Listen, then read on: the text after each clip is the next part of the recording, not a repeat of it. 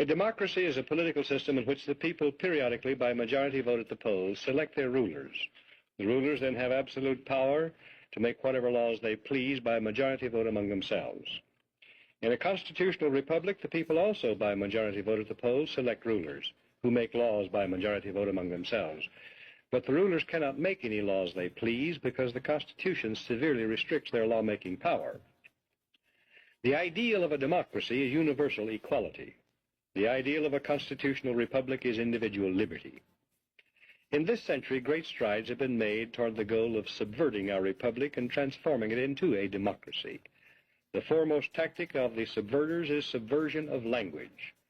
By calling America a democracy until people thoughtlessly accept and use the term, totalitarians have obscured the real meaning of American principles of government. Writers of the Constitution were anxious to safeguard liberty against dictatorship, monarchy they called it.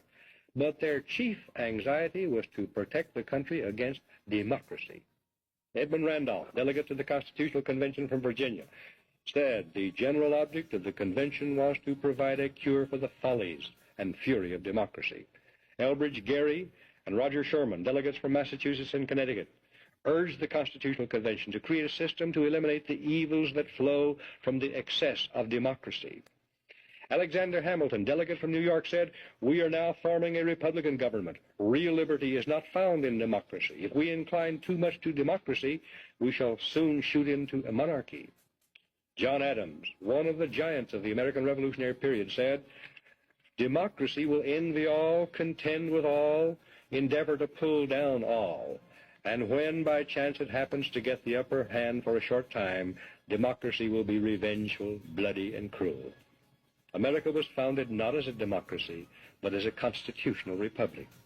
We pledge allegiance to the republic for which our flag stands, not to a democracy. The Constitution requires a republican form of government for all states, but does not mention democracy, and neither does the Declaration of Independence or the Bill of Rights. Someone asked him what kind of government the convention had given America, and Franklin replied, "A republic, if you can keep it."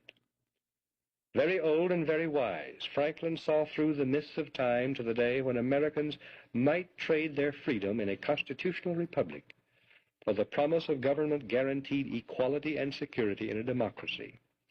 And beyond that, to the day when democracy inevitably degenerates into dictatorship, guaranteeing nothing but poverty and serfdom for the people it robs and rules.